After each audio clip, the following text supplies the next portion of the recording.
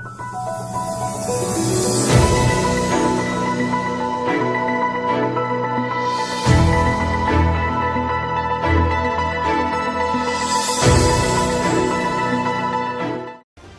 दर्शकों, मैं हर्ष कुमार न्यूज़ 28 में आपका स्वागत करता हूं। आज हम अपने खास कार्यक्रम आपकी आवाज़ में एक ऐसी पर्सनैलिटी से आपसे रूबरू कराने जा रहे हैं जो बहुत प्रकृति प्रेमी हैं, जो प्रकृति से बहुत प्यार करते हैं। प्रकृति की कल्पना पेड़ पौधों से की जा सकती है और पेड़ पौधों के बिना प्रकृति का कोई अस्तित्व ही नहीं होता।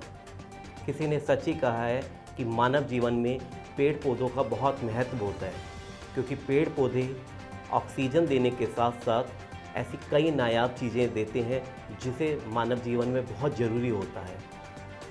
हमारे स्टूडियो में जो ख़ास मेहमान मौजूद हैं उनके बारे में मैं बताऊं आपको कि वो स्पिरिचुअल हीलर भी हैं, प्रकृति प्रेमी भी हैं और एक वरिष्ठ समाज सेवी भी हैं। हाँ, बात कर रहे हैं हम वीरेंद्र पासवान जी के बारे में और हम उन्हीं से जानते हैं कि उनका प्रकृति प्रेम किस तरीके से धीरे धीरे बढ़ा और कैसे वो लोगों को प्रकृति के प्रति जागरूक कर रहे हैं। हम सीधे बात करते हैं वीरेंद्र पासवान जी से। नमस्कार वीरेंद्र जी। हर्ष जी नमस्कार, और न्यूज़ 28 के दर्शकों को मेरा प्यार भरा नमस्कार। और मैं बहुत दिनों से मैं जैसे कि न्यूज़ 28 के इस कार्यक्रम को देख रहा था, मुझे भी बड़ा अच्छा लगा आपके इस प्रोग्राम को, और मुझे खुशी है कि आज मैं इस प्रोग्राम के अंदर, जैसे आप लोगों ने मुझे इनवाइट किया एक पर्यावरण के बारे में बोलने के लिए, इसके लिए आप लोगों का बहुत बहुत धन्यवाद। वीरेंद्र जी, आप एक प्रकृति प्रेमी हैं, पर्यावरण से आप प्यार करते हैं।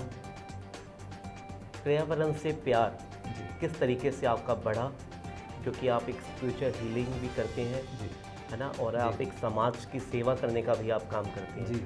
इसके साथ साथ जीवन में प्रकृति का प्रेम करना बहुत ही मुश्किल काम है, जो आज की डेट में कलयुग में देखा जाता है। प्रकृति के प्रति इतनी रुचि कोई भी नहीं दिखाता। इस बीच में आपने अपने प्रकृति प्रेम को इतना उभारा, इसके बारे में हमारे दर्शकों को प्लीज़ बताएं। जी, जय प्रकृति माता, जय पर्यावरण। हर्ष जी, आपने बहुत अच्छा एक प्रश्न किया मुझसे कि मुझे प्रेरणा कहाँ से मिली। तो जीवन में कहते हैं कि जब आप बीती घटना घटती है तब आदमी को प्रेरणा का स्रोत जन्म लेता है। ज़रूर। तो यह घटना मैं अपने जो मुझसे बीती मेरे पिताजी से, कि उनको 2017 में जुलाई में उनको किडनी का कैंसर का थोड़ा सा आभास हुआ, जबकि बहुत ही नेचर प्रेमी थे, लेकिन उनको कैसे नेचर किडनी का समाधान आया वो हम भी नहीं समझ पाए। लेकिन कहते हैं कि कर्म का फल मिलता है। ज़रूर। तो किसी को जीवन के शुरुआत में, किसी को मध्य में और किसी को जीवन के अंतिम चरण में। तो मेरे पिताजी को जीवन के अंतिम चरण कह सकते हैं, मतलब कि 60 के बाद जब रिटायर हुए गवर्नमेंट डिपार्टमेंट से, तब उनको किडनी का सिलसिला स्टार्ट हुआ। और वो इतनी पीड़ादायक में थे कि वो पीड़ा मुझसे भी बर्दाश्त नहीं हो रहा था कि पीड़ा उनका था, क्योंकि मैं उनका वंश हूँ, तो एक पिता के फीलिंग पुत्र से ज़्यादा कोई नहीं समझ सकता। तो काफ़ी हॉस्पिटलों में गया, और जिसकी वजह से ना काफ़ी डॉक्टर ने डिफरेंट कोटेशन दी। और आज के देखते हैं कि आज की स्थिति में 18 लाख 20 लाख खर्च करना किसी के बस के नहीं है, मुश्किल है। और मान लीजिए हम किसी से अगर पैसा लेके या कहीं खर्च भी कर दें तो उसके बाद कोई गारंटी कि हमारा पेशेंट बचे या ना बचे, और फिर ज़िंदगी भर हम उसका चुकाते रहें। जी। तो मेरे किसी फ्रेंड ने बताया कि वीरेंद्र जी, आप इधर तो भटक रहे हैं, आप ऑलरेडी मेडिकल फील्ड से आप जुड़े हुए हैं, तो क्यों नहीं एम्स में ट्राई करें। तो एम्स में ट्राई किया, गया वहाँ पे, और उन्होंने इमीडिएटली उनको एडमिट किया, इमरजेंसी में ले गया। और 27 सितंबर के बाद मैं उनको एडमिट कराया। 29 को उन्होंने ऑपरेशन किया, 24 घंटे ऑपरेशन के बाद, और 1 तारीख को उन्होंने फ्री किया उनको। इस दौरान मैंने कोशिश की, फिर प्रार्थना की मेरे फादर ठीक हो जाएंगे, थोड़ा सा मैंने हीलिंग भी उनको अप्रोच किया। जब 1 तारीख को जब घर पे आए वो, तो मुझे कहते हैं हाथ जोड़ के, बेटा आपने और आपकी वाइफ ने मुझे बचा लिया, आप लोगों ने मुझे सेवा की, मुझे दिल खुश किया, और मेरी दुआएं आप लोगों के साथ कि आप जीवन में फलो फूलो। तो मैंने उनके चरणों को पकड़ा, पैर को पकड़ा, मैं पिताजी मैंने आपको नहीं बचाया, मेरी हस्ती नहीं कि मैं बचा पाऊँ, और मेरी पत्नी जिसका धर्म था कि अपने ससुर की सेवा, ने अपना फ़र्ज़ निभाया है। बाकी आपने जो 50 साल पहले जो एक पेड़ लगाया था बिहार के अंदर, समस्तीपुर ग्राम के अंदर, जो आज वो विशाल पेड़ विशाल रूप ले चुका है, जिसको 10 लोग भी पकड़ें वट वृक्ष के रूप में, में तो उसको पकड़ नहीं सकते। और उन 50 सालों में वो चौक पे जहाँ पे लोग कई दुकानें हैं और चारों साइड से बाजार आ रहे हैं जा रहे हैं लोग, कई लोग थक करके वहाँ साइकिल खड़ा किए, रेस्ट किए, किए 10 मिनट रेस्ट किए। तो जिस वजह से क्या है, जब वो रेस्ट करते थे तो एक ठंडी छाँव, एक अपेयरिंग जो उनको हार्ट को अच्छी फीलिंग होती थी, ठंडक देती थी जी। फीलिंग्स भी। हाँ, तो राइट। उससे उनको दुआ भी निकलती होगी कि जिसने भी पेड़ लगाए ईश्वर उसकी काया को दुरुस्त करे और उसके वंश को, आने वाले वंश को भी ये खुशी प्रदान करे। राइट। तो मैंने कहा पिताजी जो आपने वो पेड़ लगाया ना, उन लाखों लोग की दुआ ने आपको जो लाखों रुपए खर्च होने थे वो 1000 रुपये में खर्च हुआ। जो कहता है ना शूल का शील होना, जो तलवार से चोट लगना था आपको सुई लग के और आप छू के आपको निकल गया। तो ये उसी फल का आपको जो नतीजा मिला है। तो जब ये फादर ने बड़े खुश हुए, कहते हैं बेटा तूने मुझे अपना वो पुराना नहीं याद दिलाया। और मैंने कहा पिताजी आपने पेड़ों से इतना प्यार किया कि आप पत्थर पे भी बीज डाल दे तो वहाँ भी हमने देखा है कि वो पनपते हुए बीज को। जी। तो मैं और वाइफ एक बार अकेले बैठे हुए, तो मैंने कहा कि इस जीवन को क्या ऐसा किया जाए कि हम रहें ना रहें फिर भी हमारा जीवन सार्थक हो।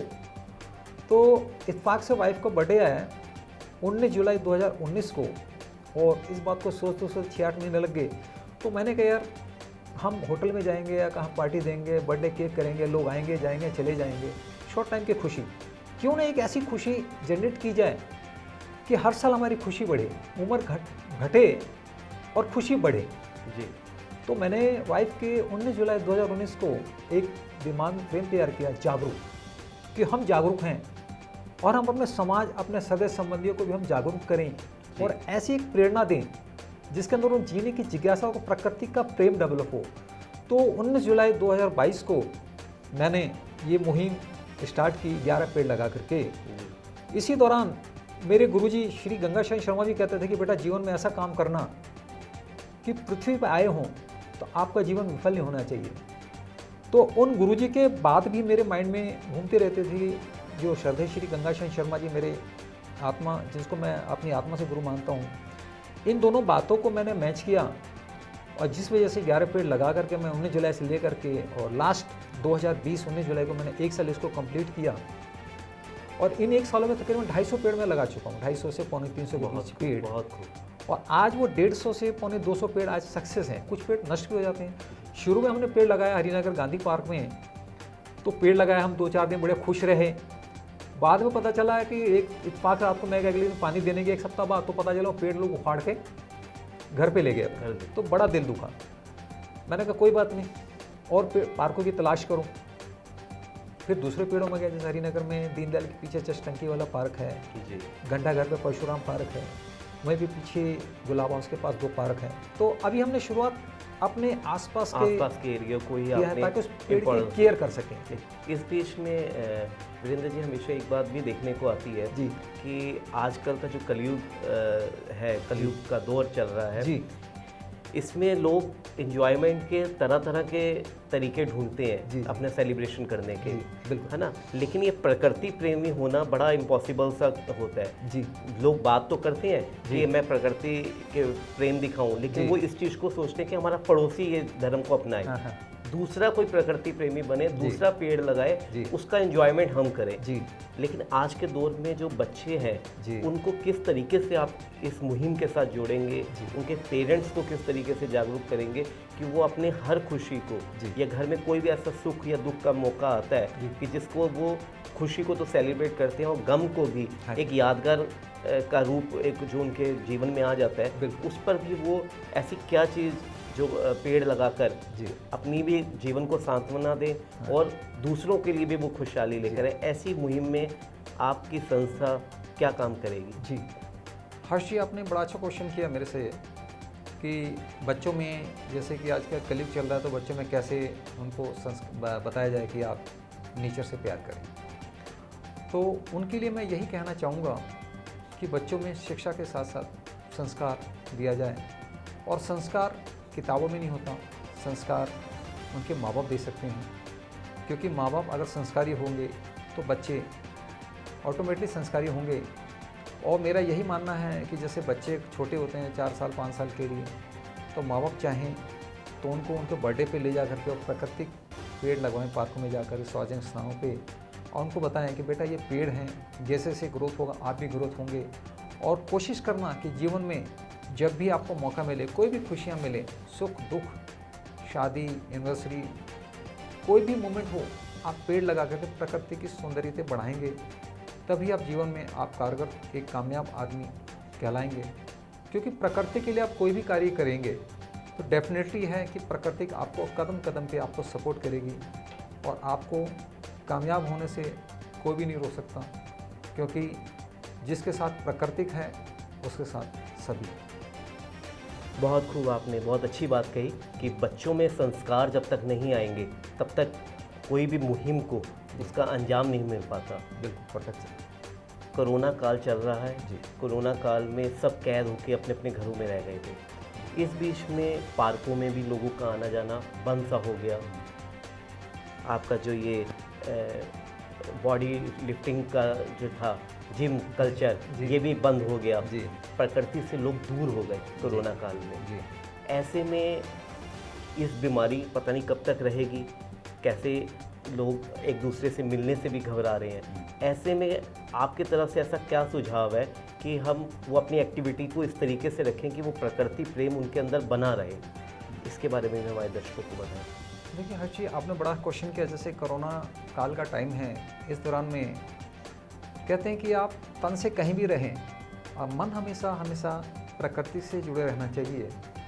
और इस कोरोना काल के अंदर जैसे कि हम लोग घर से बाहर नहीं निकल पा रहे हैं, जिम नहीं जा पा रहे हैं, फिजिकल कोई एक्टिविटीज़ नहीं है, लेकिन मेरा मानना है कि बीमारी कभी भी शरीर में नहीं होती, बीमारी हमेशा आपकी सोच में होती है। अगर आपकी अच्छी सोच है तो अच्छी सोच आपको तकरीबन 85% बीमारी से आपको रिकवर करती है। और इसके लिए क्या करें, क्योंकि आजकल जैसे देखेंगे इंस्ट्रूमेंटल म्यूजिक होता है जिसके अंदर प्राकृतिक की ध्वनि होती है, जिसमें कि आप देखेंगे प्राकृतिक ध्वनि में वृक्षों की एक नेचुरल आवाज़, पत्तों का खड़कना, चिड़ियों की चहचहाने की आवाज़, नदियों की बहने की आवाज़, ये सब प्राकृतिक से संबंधित हैं। रात को सोते टाइम अगर आप प्राकृतिक से रिलेटेड कोई भी म्यूजिक सुनते हैं तो दिन भर की जो थकावट है उससे आपकी मेंटली आपको रिलैक्सेशन मिलता है, बॉडी आपकी रिलैक्स करती है,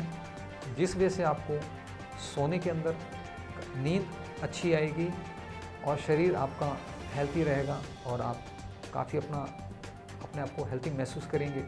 क्योंकि इस कोरोना काल के अंदर 8 घंटे की नींद प्रॉपर होना ज़रूरी है। अगर नींद नहीं आ रही है तो समझ लिए कि आप डिप्रेशन की तरफ जा रहे हैं। और इसके लिए जैसे कि बताया गया है म्यूज़िक थेरेपी, म्यूज़िक थेरेपी के अंदर आप नेचर से रिलेटेड म्यूज़िक थेरेपी ले करके और रिलैक्स हो सकते हैं और अपनी लाइफ को हेल्थी बना सकते हैं। बहुत बहुत धन्यवाद वीरेंद्र पासवान जी, हमारे खास कार्यक्रम आपकी आवाज़ में जुड़ने के लिए और प्रकृति के बारे में इतना कुछ बताने के लिए। हर्ष जी, आपका भी बहुत धन्यवाद कि आपने मुझे इस न्यूज़ 28 के माध्यम से आपने मुझे यहाँ मौका दिया। और आपको बहुत बहुत धन्यवाद। और न्यूज़ 28 के सभी दर्शकों का भी मैं धन्यवाद करना चाहूँगा। और मैं इसी उम्मीद के साथ कि आपको यह इंटरव्यू प्राकृतिक से अगर प्रेम हो जाए तो आप मुझे एक बार और बुलाएंगे। धन्यवाद जी। तो दर्शकों, देखा आपने वीरेंद्र पासवान जी ने अपने जीवन यात्रा के बारे में बताया कि किस तरीके से उन्हें प्रकृति के प्रति उनका प्रेम उमड़ा। एक छोटे से वाक्य ने उनको प्रकृति की तरफ जोड़ने का काम किया और उन्होंने एक मिशन ले लिया कि मैं भी प्रकृति के प्रति लोगों को जागरूक करूंगा और इसके प्रति वो खुद भी जागरूक, पूरा परिवार है और दूसरों को भी वो जागरूक करने का काम करेंगे। इसी उम्मीद के साथ हम अपने खास कार्यक्रम आपकी आवाज़ में अगले सप्ताह फिर एक नए किरदार के साथ आपसे रूबरू कराएंगे, उनका व्यक्तित्व आपके साथ रूबरू कराएंगे। इसी के साथ मैं आपसे धन्यवाद चाहता हूँ।